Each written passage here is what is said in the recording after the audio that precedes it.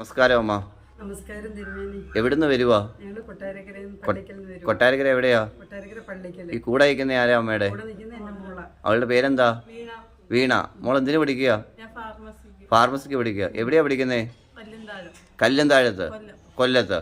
എന്തിനു വേണ്ടിയിട്ടാ അമ്മ ഇവിടെ എത്തിയത്? അമ്മ മോക്ക് പരീക്ഷ എഴുതിയിട്ട് ഒരു വിഷയം കൂടെ കിട്ടാറുണ്ട് തിരുമേനി. എത്ര വട്ടം എഴുതി? 3 പ്രാവശ്യം കൊണ്ട് എഴുതുക. എത്ര പ്രാവശ്യം?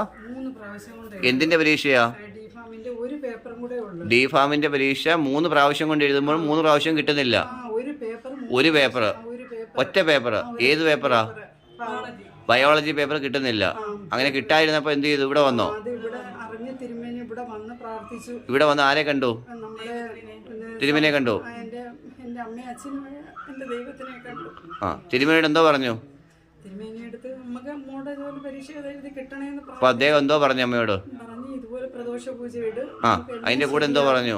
നമുക്ക് പ്രദോഷ പൂജയുടെ തീർച്ചയായിട്ടും കിട്ടും. അഭിഷേകം എല്ലാം ചെയ്യാൻ പറഞ്ഞോ? അഭിഷേകം നമ്മള് 21 കരിക്കിന്റെ അഭിഷേകം ചെയ്യാൻ പറഞ്ഞു. 11 ലിറ്റർ പാലും 1 കിലോ ഭസ്മവും നമുക്ക് കിട്ടുവാണെങ്കിൽ ചെയ്യാൻ പറഞ്ഞു തിരുമേനി.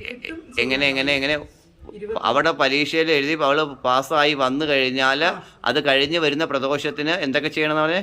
11 ലിറ്റർ പാലും 21 കരിക്കും 1 കിലോ ഭസ്മം കൊണ്ട് അഭിഷേകം ചെയ്യണമെന്ന് പറഞ്ഞിട്ടുണ്ട്. ആ, അപ്പൊ എന്തോ ആയി? റിസൾട്ട് കിട്ടി, അവള് പാസ്സായി. ഇവള് വന്ന സമയത്ത് ഇവക്ക് വിശ്വാസം ഉണ്ടായിരുന്നു നമ്മളെ? നിനക്ക് അല്ല, അവള് പറയട്ടെ, നീ ഈശ്വര വിശ്വാസി ആയിരുന്നു അന്ന്? അല്ല, ആയുള്ളൂ. നിനക്ക് വിശ്വാസം ഇല്ലായിരുന്നോ?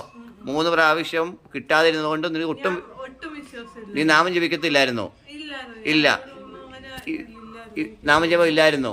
ഇവിടെ വന്നിട്ട് നാമജപം ഇല്ലായിരുന്നോ? ഇല്ലായിരുന്നോ? എന്നാൽ നിന്റെ റിസൾട്ട് വന്നു കഴിഞ്ഞപ്പോഴോ? എല്ലാതും എപ്പോഴും ജപിക്കും. എന്തോ ചൊല്ലുന്നേ? ഓം ഹ്രീ നമഃ ശിവായ. ഇപ്പൊ നിനക്ക് വിശ്വാസം ഉണ്ടോ? എല്ലാവരോടും പറയുന്നത് എന്താ? നിനക്ക് വിശ്വാസം ഇല്ലാത്ത നീ ഇപ്പൊ ഭഗവാനെ വിശ്വസിക്കുകയും ഭഗവാന്റെ നാമം ജപിക്കുകയും ചെയ്യുന്ന നിനക്ക് ഭക്തജനങ്ങളോട് എന്താ പറയാനുള്ളത്? എല്ലാരും വിശ്വസിക്കണം. ഉറപ്പായിട്ടും ഭഗവാൻ നടത്തും. അച്ഛനും അമ്മയായി കണ്ടാൽ മതി. സന്തോഷമാണോ? നീ ഹാപ്പിയാണോ? തീർച്ചയായിട്ടും നിന്റെ ജീവിതത്തിൽ ഇനി എല്ലാ ഉയർച്ചയും ഉണ്ടാകും. എല്ലാ ഉയർച്ചയ്ക്കും ഭഗവാനും ഭഗവതി ഒപ്പം കാണും. കേട്ടോ? എന്നും ഭഗവാനെ വിളിക്കണം. കേട്ടോ? ഭക്തജനങ്ങളുടെ അമ്മയ്ക്ക് എന്താ പറയാനുള്ളത്? എല്ലാവരും ദൈവത്തിനെ എവിടുത്തെ അർദ്ധനാരീശ്വര സ്വാമിയെ?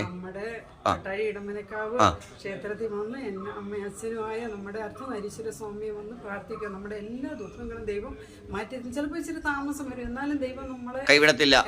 ഇല്ലേ? ചിലപ്പോ നമ്മുടെ സമയമോശവും നമ്മുടെ കർമ്മങ്ങൾ കൊണ്ടും ചിലപ്പോൾ ഇച്ചിരി പരീക്ഷിക്കാം, ചിലപ്പോൾ കുറച്ച് ബുദ്ധിമുട്ടിപ്പിക്കാം. എന്നാലും ഭഗവാൻ തീർച്ചയായിട്ടും നമ്മളിലേക്ക് എല്ലാ അനുഗ്രഹങ്ങളെയും തരും. ഉറച്ചു വിശ്വസിച്ചാൽ മതി, കൈവിടത്തില്ല. അമ്മയ്ക്ക് പൂർണ്ണ വിശ്വാസമാ.